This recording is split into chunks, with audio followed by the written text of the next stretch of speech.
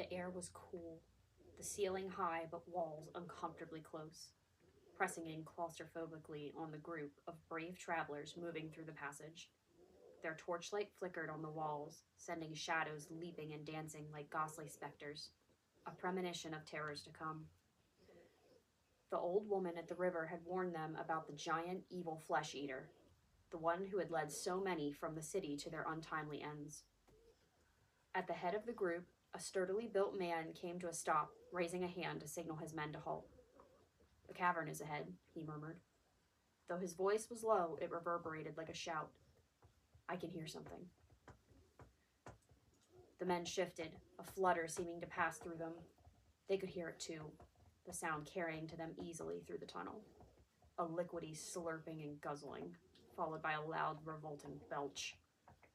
The men all cringed and wrinkled their noses as a nasty stench carried to them on the damp air. Foul breath, alcohol fumes, and, unmistakably, blood. The leader took a deep breath. "Hold your nerve now," he said to his men. "You all know what we must do." With that, he turned and led the way cautiously into the massive grotto. The figure sitting there took up nearly the entire space. In awe, the men took the creature in, skin a deep, angry red, uncovered by anything except a pelt loincloth. Thick, heavy horns weighing down its massive head, sharp tusks protruding from a misshapen mouth, and wide, wild eyes that flashed as the creature turned its gaze on the party. The leader straightened his spine, steeling himself. "Oni King," he called, voice stronger than he felt. "We seek your hospitality." "I'm Christiana." And I'm Bree. Settle in and prepare to face an ancient, supernatural creature. Because you're about to hear something strange. Welcome to episode 42, Oni. So I'm going to give some quick trigger warnings here, right at the top of the episode. There are mentions of incest. Oh, great. And discussions of humans being eaten. What is an episode if not including cannibalism, right? I wasn't sure what to call it cannibalism because it's not humans eating other humans, but it's still humans being eaten. So Oh, it's not, okay. It's not humans eating other humans. I think that is just called special meat. Lunch. To throw back to our episode with Frank and Sage. Yes. Shout out to the Triple U podcast. I think that's just called special meat. So what do you know about Oni? I know a little bit, they're not demons in our sense of demons. Yeah. But they're similar critters. I used to listen to the Myths and Legends podcast a lot, and there were a bunch of stories, because these are from, Asian folklore. Correct. Japanese? Yes, Japanese. We get a little bit into that, but primarily Japanese. And so there were a lot of, in Myths and Legends podcast, he would go through Myths and Legends, right? Sure. So there was a lot of that, and I know some of the stories kind of tangentially, but I don't necessarily know that much about Onis as a being. Give a quick heads up here, strangers. This one is super, super wiki heavy. There are also a lot of translations and descriptions of Japanese culture and folklore that I did my best to portray without going too deep into the weeds with things, because there was a lot of rabbit trails I kind of had to follow to make sense of the main research I was doing, because some of this is based in specific religions that I am not familiar with and that kind of thing, and I will correct any mistakes.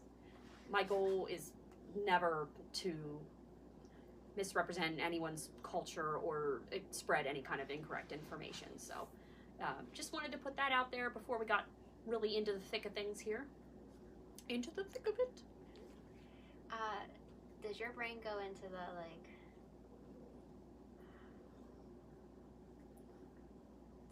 it's a kid's, anyway, I can't think of what the thing is now. That's okay. Someone's gonna know exactly what I mean out there. Is it the into the thick of it? Is that the actual word? I think so. Okay, see? Yeah. I don't know what it's, I know it's a kid's thing. I don't know what kids thing is. Listen, my niece is 10, so the little stuff I don't necessarily know. Yeah. Although we still like Bluey a lot. That's fair. We like Bluey a lot. I have not really watched Bluey. Bluey is very good. You should watch Bluey as an adult. I've heard that from multiple people. It's a great life lesson. It's incredible. We listened going sometimes when we drive, because I take her everywhere. Aww. We listen to a Bluey podcast. That's like extra stories from the episode. Oh, that's cool. Yes. Anyway, Okay. sorry. Anyway.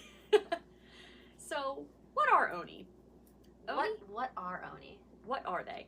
Oni are a type of yokai, a supernatural spirit in Japanese folklore. While a part of Japanese folklore, they were allegedly introduced to Japan by China.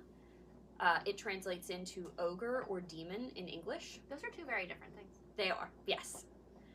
So again, demon in the, I guess you could say, the westernized sense of the word, not so much in this context.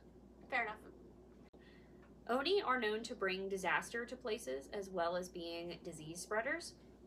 And their main job is to punish souls in hell. They're thought to live in mountains, caves, or hell itself. As one does? As one does. I actually did think this was interesting. It was kind of a fun tie-in to our episode about my experience in the Mayan cave. Did you see an Oni? I didn't see an Oni, but we talked about in that episode about caves being considered portals or gates to the underworld. True, yes. So I just thought that was like a cool, like, oh, hey, look at that. Fun little tie-in. Yay! It's always fun to talk about hell. Yeah, you know, why not? So Onis are extremely tall, like giants, and extremely strong and fierce. They generally have red or blue skin, though there can be some variation to these colors. They have crazy wild hair, at least 2 horns, sometimes more. Tusks that, quote, look like fangs. Cool. 3 fingers and 3 toes. Cool. Per hand/foot. They wear rough pelt loincloths and carry heavy clubs. And they're also thought to be magical. They're sometimes portrayed with shape-shifting powers and powers of thunder and lightning. That's pretty nifty. Yeah. As tough as these supernatural entities are, they aren't completely invincible. They can be banished through ritual or even simply outsmarted. And they can have their power taken through righteousness or even just being a deeply compassionate person. I'm sure you're going to explain how this works later. Sort of, yes. Okay. So early in Japanese history and folklore, all spirits and monsters were considered Oni before, quote-unquote, Oni took on its own specific meaning. Okay. The story of the first Oni comes from a story in Japanese folklore. Keep in mind, to understand this Oni creation story, we're gonna need to discuss some specifics regarding a certain Japanese religion, as well as some specifics to Japanese folklore. So bear with me. Which one is it? Creation of time and space. Okay. I mean, like, what religion? I believe it's Shinto. That was my guess. Okay. Yeah. Okay, so we're going to need to discuss some specifics regarding a certain Japanese religion, as well as some specifics to Japanese folklore. So bear with me. I did my best to make this all make sense. But if I have anything incorrect, Japanese listeners, if you're out there, please write in to correct me. I will not be offended. So first we have the creation of time and space. At the beginning of everything, 3 divine beings emerged, along with Takamagahara, the high plane of heaven. Also, I do not even remotely speak Japanese. Again, please write in to correct me. I think you're going to have some hard words in this one. Yeah, I have a lot of, what's it mean, phonemic? Where you write it out, where you write it out the way it's pronounced instead Phonetic of pronunciation. phonetic. Yes. So Takamagahara, the high plane of heaven. The 3 divine beings were known as kami. Mm-hmm. In the Japanese Shinto religion, kami are the worshipped, according to Wiki, quote-unquote, deities, divinities, spirits, mythological, spiritual, or natural phenomena.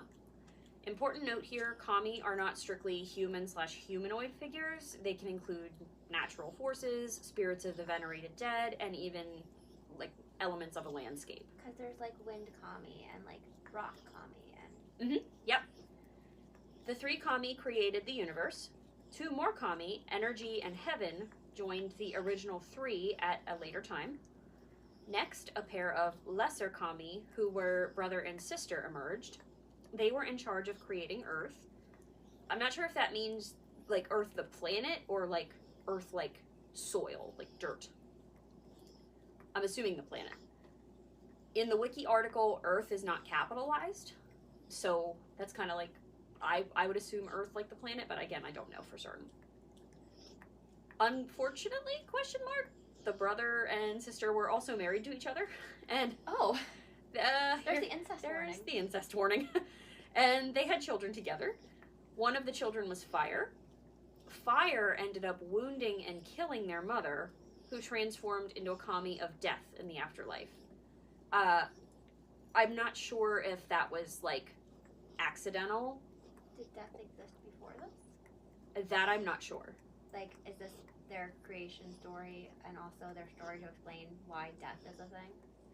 Potentially, yes. I don't know, like I said, I don't know for certain. I think this was just kind of like, what it reminded me of is this is like the creation of everything. Okay. She, again, wiki here, quote, who gave life in the physical world, continue to do so in the underworld, ultimately creating the very first Oni.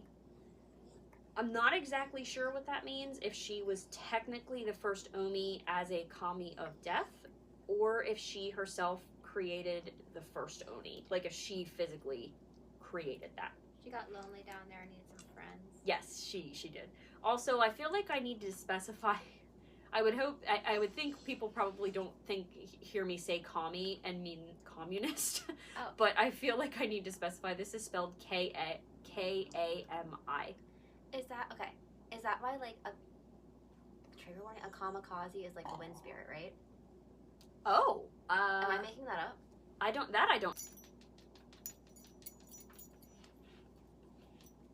Heavenly or divine wind. Oh, okay. So that might be, it might be divined from, like, kami. Yeah.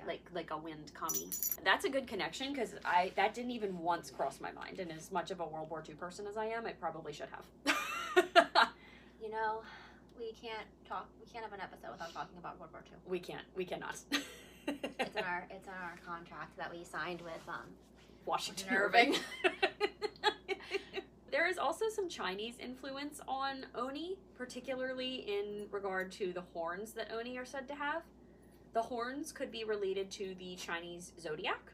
Mm-hmm.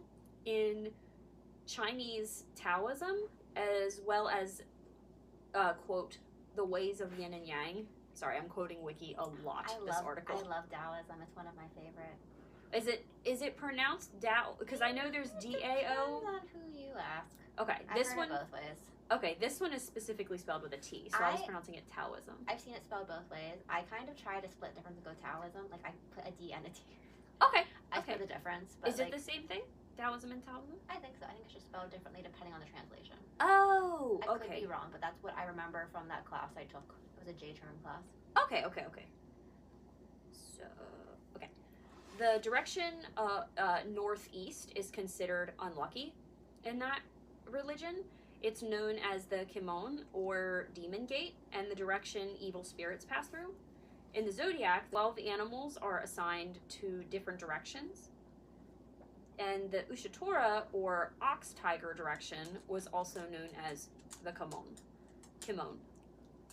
So per wiki, quote, one hypothesis is that the Oni's bovine horns and tiger skin loincloth developed as a visual depiction of this term. So ox tiger. So like oftentimes you'll see them depicted wearing these like pelt loincloths. You'll see them with like tiger stripe patterns. Oh, interesting. Yeah. So I think that's kind of what that was kind of giving a wink at. Yeah. So how did Oni come to be? Oni are created when an evil person dies. In the Buddhist tradition, the evil person transforms into an Oni to become a servant of the ruler of hell, Great Lord Enma. Sometimes a person can become an Oni before they die, if they are completely evil. Is this like a reward for being evil, or is it like you're a servitude? I think it's a servitude type of deal. Okay. Although that is a good point, because, I mean, their job, apparently, allegedly, is to punish denizens of hell. So, I guess you could say that's like they have more freedom than other souls in hell, but I mean, you're still a monster? I don't know.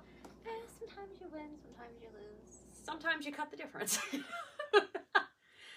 In this case of someone becoming an Oni before they die, the Oni just terrorizes people on Earth. The ghost of Christmas yet to come, an Oni. Hmm. Oh, wait, that's a ghost. It's okay. Should I keep that in? Yeah. Why not? I mean, because I was going to go along with it and be like, I don't actually know, because I don't think, I personally, my take on the Ghost of Christmas Yet to Come is they're not actually an evil spirit, but we get there with the Oni, so. So, like, if this ends up being our first video, as you wealthy people can see, I'm very blonde, but there's also some red in my hair. Yeah. The blonde tends to be stronger. Oh dear. No offense to blondes. Hi-yo! You can sort of see in this light. My hair looks darker after I dyed it, because I dyed it purple. Alright. I also want to talk about the story of Shuten Doji. So the first visual depiction of an Oni was the legend of Shuten Doji.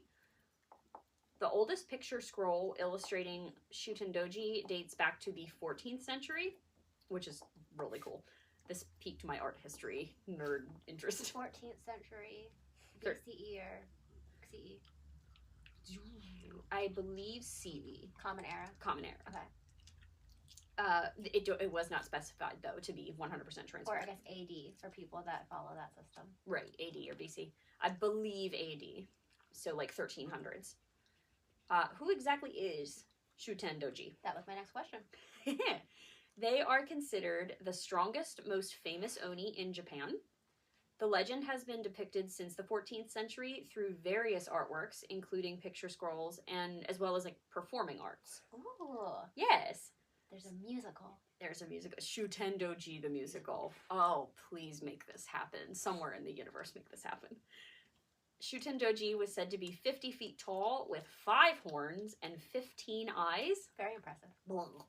Very impressive. His body was red, his arms were yellow and blue, and one of his legs was black while the other was white. Is there significance there, or that was just a style choice? I think just a style choice. Okie dokie. He said, I don't need just red skin. I'm going crazy here. I'm going for it. And I'm going to summarize the oldest version of this legend, again, based on Wikipedia. A bunch of people, particularly young women, had been going missing in the city of Kyoto during the reign of Emperor Ichijo, who ruled between 1986 and 1011. So that would have been the 1st century. It was figured out by the imperial court diviner. Diviner? Diviners. Dang. Where's the word? Right there. Diviner is what I'd say. Diviner. Okay. Like, or I guess like divination, but diviner. Diviner. Okay. It was figured out by the imperial court diviner that the Oni king, Shuten Doji, was the one performing these kidnappings. The emperor commanded the samurai Minamoto no Raiko and Fujiwara no Hosho. I'm assuming this was another samurai, but I'm not certain. The emperor commanded these two to get rid of the Oni king. Get him gone. How does one get a Oni king done? Well, the two left for Mount Oe, where Shuten Doji lived, with 4 lieutenants under Minamoto and a junior secretary under Fujiwara as their assistant. I'll tell you the bedtime story of Shuten Doji. Shuten Doji. As the group of 7 traveled, they came across 4 men who turned out to actually be 4 deities. The deities recommended the men disguise themselves as priests, which they did.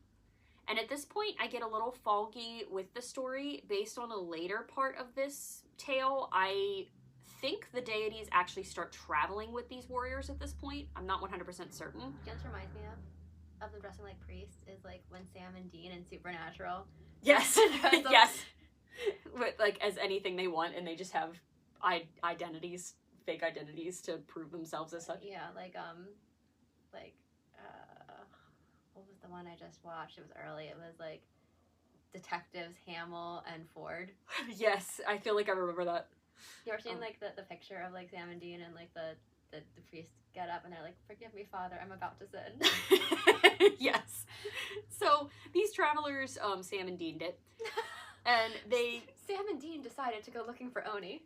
It honestly makes sense. You know what? Everything happens in Supernatural. Is there a Supernatural episode where this happens? There has to be. There has to be. Everything happens in Supernatural. So this group continued their travels and eventually came to a tunnel.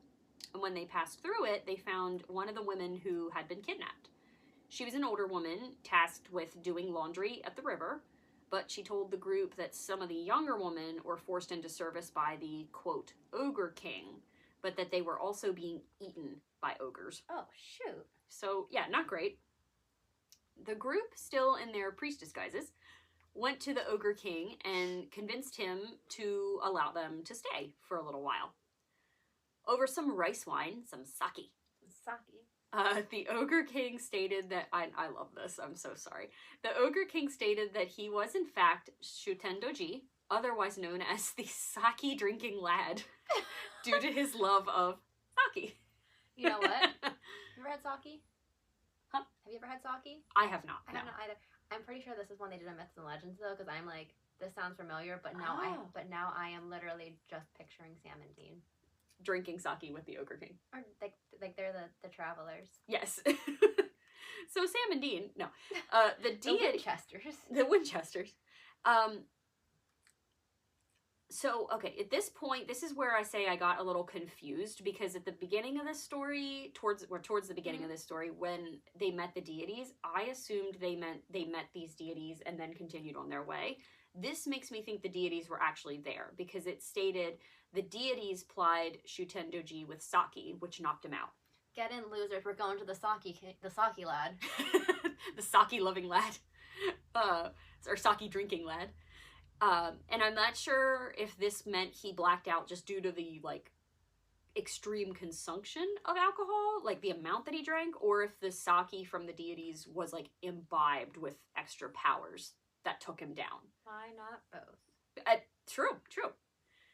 Once he was down for the count, the warriors stormed Shutendoji's chamber, and the deities pinned his limbs down, and Minamoto struck the killing blow by severing his head. He was already out cold. Yes, the sake, like, made him black out. Like, okay, you shouldn't kidnap people and, like, be a demon like that. But also, like, that kind of isn't fair. Like... They kicked him while he was down. Yeah, like... He's like, I'm really hungover. Stop. It's like... I guess that's a very effective way to do that. Yeah. But, like, is it fair? They disguised themselves as priests and everything. They pretended to be the Winchesters. They did. Maybe he was a Supernatural fan. Maybe he was. He was like, that's why I let you stay, you bastards. God damn it, where's Castiel? Misha Collins, come on the podcast. Why not?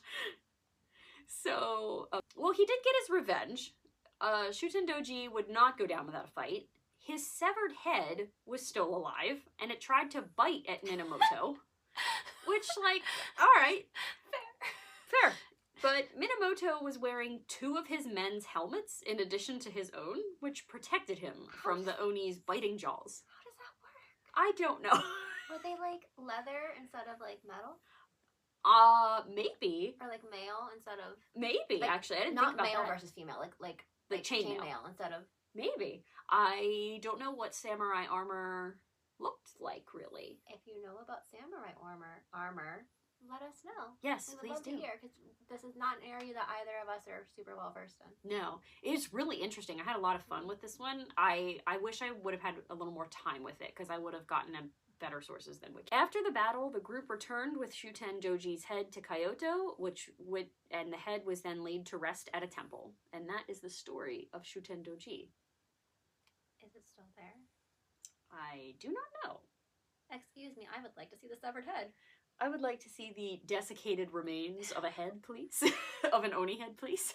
Would it decay like a normal being, though? Because it's not a normal being. It is a magical ogre demon thingy. Potentially fae? But everything's fae. It's a sandhill crane. It's a sandhill crane. We knew it. Someone should send us, we're not telling you what to do, and you don't even know, I don't know how you send us something, but someone should somehow find out an address. Yes. And send us a sandhill crane. Like, not a real one, a model one. Like a stuffy. Like a stuffy. That'd be adorable. We have a couple of friends that listen. We do. friends that listen. My birthday's in October. Hers is in July. July. So, like... Hi-yo. We both celebrate Christmas. We do. You know? Santo Crane. Santo Crane. So how do you ward off an Oni? A Santo Crane. A Santo Crane. Exactly. You're Sorry, right. I'll be serious now. No, you're fine. There are... Sorry. A Santo Crane. A Snallygaster. A Snallygaster. Hi-yo. That would ward me off. That would ward a lot of things off. Hell with a dragon. If I came up on a tower and I was like, I'll rescue you, and a Snallygaster came out, I'd be like, just kidding. Put your tentacles back in your mouth. Well, that'd be the end of it for me. Just like That'd be the end of it for me. drop the sword. Like, you win. I don't know, but you can keep them. They're fine. They're yours. They're yours. They're now. yours. They're yours. The person needing rescued in the tower is like, really? So there are some ways to ward off and or against an Oni. Okay. Most popular is throwing roasted soybeans at them. You just yeet. Do they have to count it? I didn't see anything about counting, just throwing them. Say things. It's like you count the have to count beans. or the salt or the... Right. Well, what I learned is this custom stems from the period of 1336 to 1573. Okay. There's two different origin stories where this custom comes from. The first is a legend that a monk used roasted beans to throw at the eyes of an Oni, and that made him run away. I think it like hit him in the eyes and burned him. The second origin story is that the symbol for the word mame, M-A-M-E, can be written in a couple different ways. So here we go. Like edamame. Yes. Like edamame. Yeah. Beans. That's how I talk to dogs. Beans. So one way to write the symbol for mame means bean in English. A second way to write the symbol translate to the devil's eye. And a third symbol is actually the symbol meaning mametsu, which translates to destroy the devil. So there's... What was this like? Beans? The first way to write the symbol means bean in English. Like that's what it translates to. And then devil's eye? eye? Yes, the second way to write the symbol translates to the devil's eye. And then it's destroy the devil? Yeah, that's a third symbol. So I think it's like the symbol, but it's all like written out slightly differently. Again, I'm so sorry, guys. Not my language at all. Okay. In the years 1603 to 1867, throwing roasted soybeans as a means to scare away Oni spread to Buddhist temples and shrines where the religion Shinto was practiced, as well as, like, it spread to, like, the average person as well. So, you throw beans at them. Why not? Why not, you know? Burn their eyeballs out. That's really dark. Sorry. So, the question is, though, are they actually that bad? Are they bad? I imagine you're about to tell us. We've talked a lot about how Oni are historically seen as pretty bad critters. However, is that actually the case? Not necessarily always.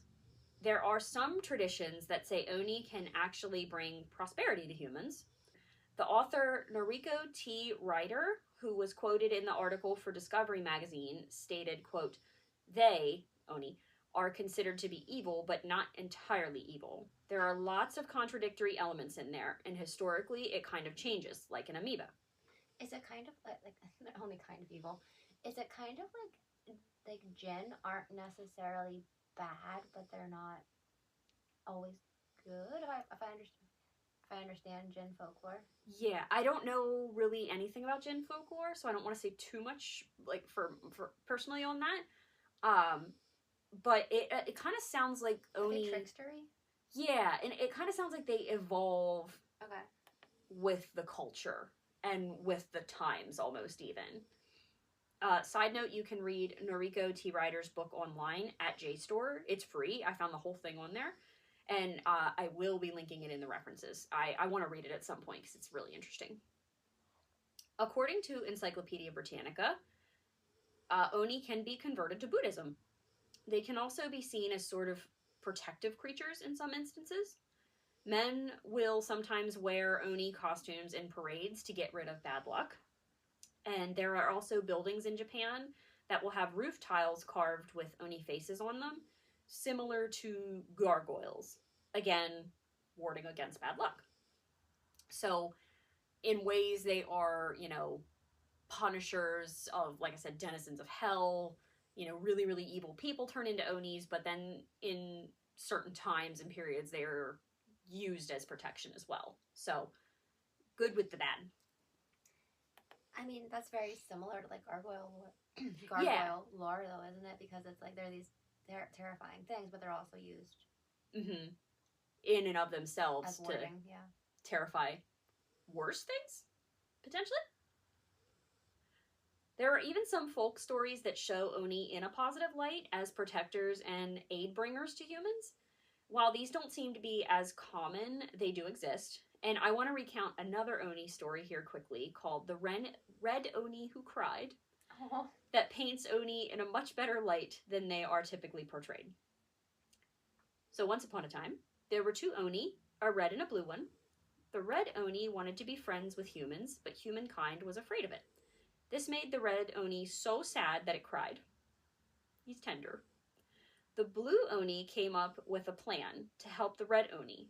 The blue Oni would, quote, attack people in their homes and let the red Oni, quote, save them, essentially making the red Oni into a hero. The plan worked fantastically, and the red Oni was able to become friends with humans.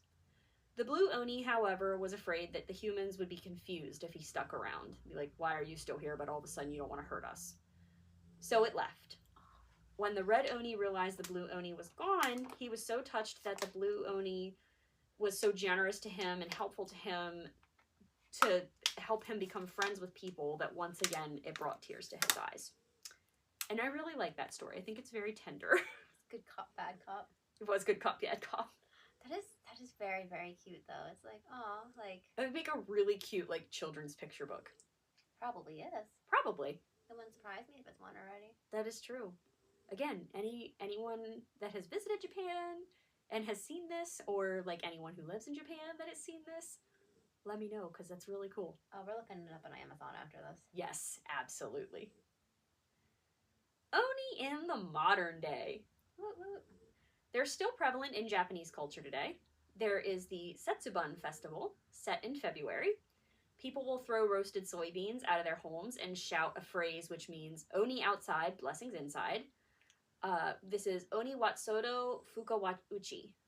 Fuku wa Uchi. And this is apparently preferred to be done by a strong wrestler.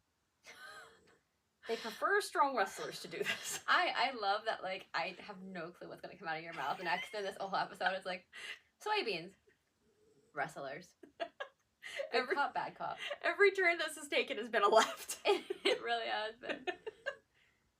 The festival is, there is also a charm meant to ward against Oni, and this is created around the same time as this festival. The charm is made from holly leaves and, here we go again, sardine heads.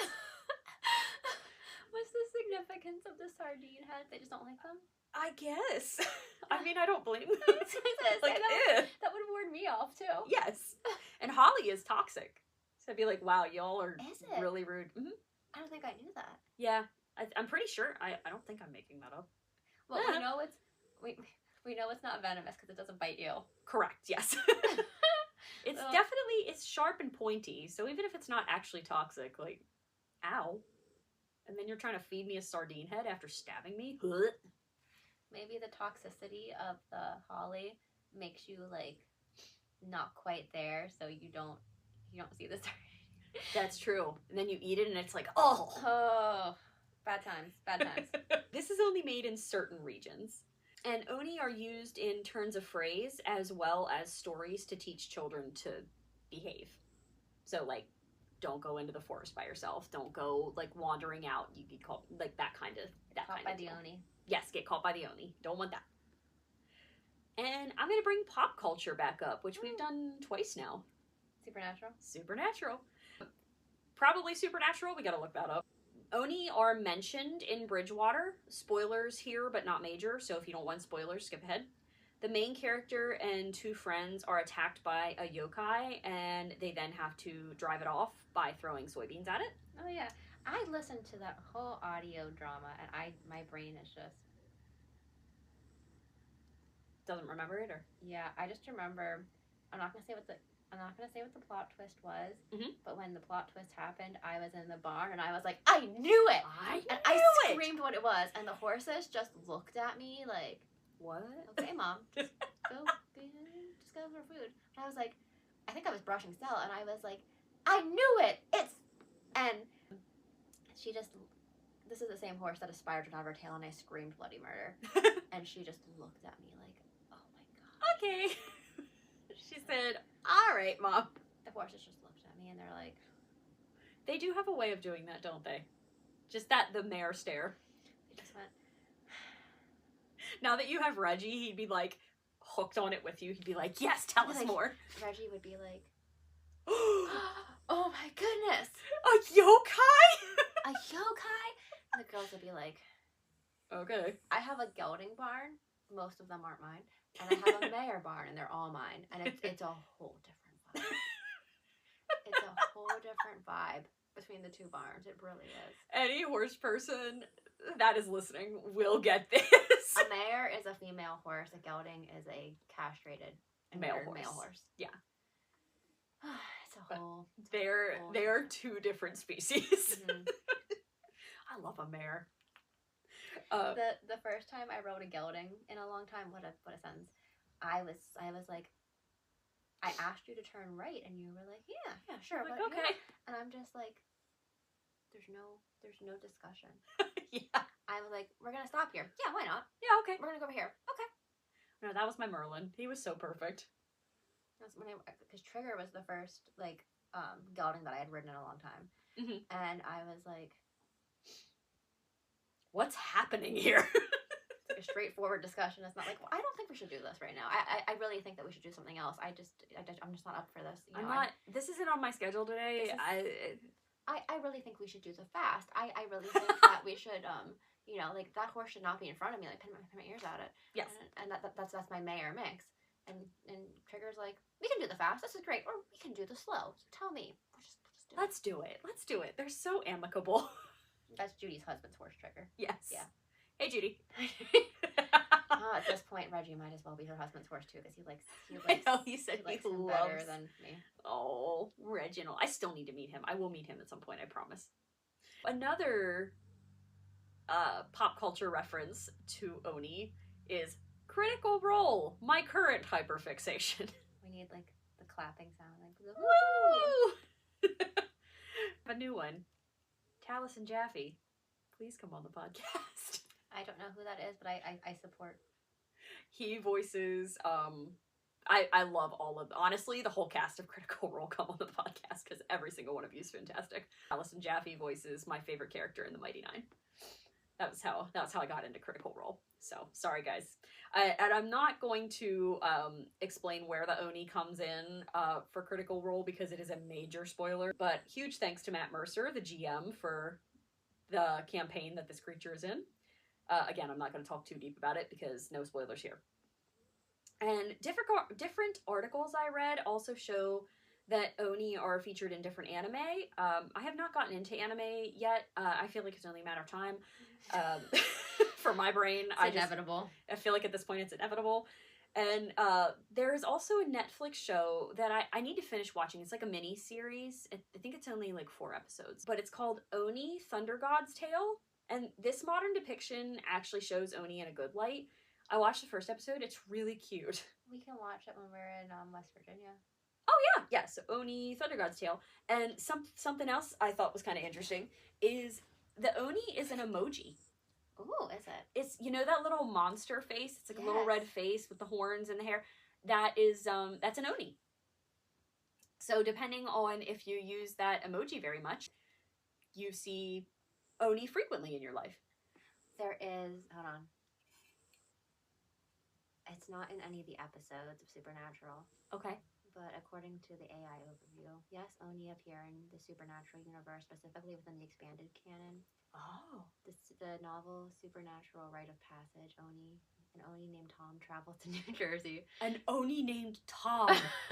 Creating half-human hybrids that Sam and Dean Winchester must deal with. What? In canon, while not major villains in the show, Oni exist in the show's novel universe. Is that like a graphic novel? Or a regular novel? Or I shouldn't say regular novel, but like a written novel. I think it's probably like a written novel. Oh, I love expanded canon. Oh my god, I love it so much. Well, we're gonna have to watch with our eyes. No? Well, yeah, read. Yeah, I can watch it. Yeah. I don't know why that was. I don't know why that was so hard. I mean, that's fair though. I mean, you're technically watching a book as you're reading it. What's the difference between reading with your eyes and watching with what the fuck am I saying? We have not been drinking. We say this every time. It's like the dumpster fire in that is my life is just the eternal flame at this point. Oh my god. It is so sorry. the third migraine in 7 days. My eye won't stop twitching. But you know what? I'm not laughing at you. At least we know there's Oni in the Supernatural expanded universe. Hell yeah. And their name is Tom, and they go to New Jersey. Of course he does. Why the fuck wouldn't he go to New Jersey? He's going to see the Jersey Devil. And he some donuts. The Jersey Devil, I feel like if it's a good Oni, I want to know if he's a good Oni or a bad Oni. I don't know. Okay, I'm going to have to look this novel up. I did not know there was novelization of the Supernatural universe. When we drive to West Virginia, we have 6 hours. Oh, Whoever true. isn't... Oh, you know, we get an audiobook. I was like, whoever isn't driving can read it out loud to the other person. Well, if it is an audiobook, we could find it. I not, know that would be easier. I was like, we could read. I'm like, wait, we could just listen to it. Yeah. Okay, we'll have to find this. All right. I just took out my laptop. It's fine. For those that don't know, because we keep talking about West Virginia, we're going to Mothman Fest. We are. We're so excited. I'm gonna miss my brother's birthday. Oh no. I just realized that. Oh. Well. Because it falls in that window. Yeah. I can send him a picture of us and Mothman and be like, Happy birthday! Happy birthday! Wait, can we get like a cameo from Mothman? To my brother. As he's like lifting, like, Happy birthday, bro! You even lift, bro? Do you even lift? Do you even chase cars in the dead of night, bro? Can you fly 100 miles an hour? Bro? Bro, he's a gym bro. Do you sandhill crane, bro? Oh my gosh. Should we wrap this up? This is getting unhinged. Yeah, probably. Oh dear. So, any closing thoughts about the Oni? This was an interesting ride. I knew a couple of stories from the Myths and Legends podcast, which is a great podcast to check out. Shout out to Myths and Legends. Yes, that's Jason Weiser, I think is how you say his last name. Okay. But it's that is a culture that we haven't really dove into too much. Yeah. And I don't know a whole lot about okay. I like some of the Eastern religions a lot. Like I love Taoism. That's one of my favorites. Like even like Buddhism, Hinduism, Shinto, all of those are very interesting. So from the philosophical and religious standpoint, I know a little bit about them. Mm-hmm. But like we haven't really done much of like the mythology or even like hauntings from those areas. Yeah, we really not so much. Two of my friends and I watched the trigger, like I say the word suicide, so trigger word for that. The Suicide Forest movie. Oh yeah. It was like a 6 out of 10 movie. Yeah. I wasn't super happy with the ending, but I've never like we haven't really dove into Okigahara. Yeah. That's so sad. Yeah, we probably won't do that actually. But like I think the closest we've gotten on the show to that are the not unicorns. The Kirins and the Chilins. Yeah. Yeah. Yeah. Japanese and Chinese unicorns. I love them. Like we haven't done too many forays into. That'd be fun to see again, kind of besides Okigahara, because Okigahara is a fascinating forest, like based on like being at the base. What is it, Mount Fuji? That's the base of, and like how quiet it is. But that's just sad. The fact that you said that name like that. That is the one I can say. Okigahara. But there's the Japanese word I can say. There's a lot of like Japanese urban legends. Yeah. I don't know why that took me so long to get there. That's okay. I mean, the elevator game is kind of from that area originally. Is it Korean? it was Korean or Japanese, depending on who you asked. Okay, okay. But like, there's a lot of really interesting, like the lady that got hit on the train track and like she like crawls and grabs. Oh, I've never heard of that. We're gonna shout up Leaving the Bazaar because every once in a while, I said that in a really every once in a while. We're gonna shout out Leaving the Bazaar. They will cover the urban legends in Japan, and they have a lot of the cursed games. They're on like episode volume 6 or 5 of cursed games. Okay. 5 or 6, and a lot of the cursed games tend to come from Japan. Like, Japan Interesting. area.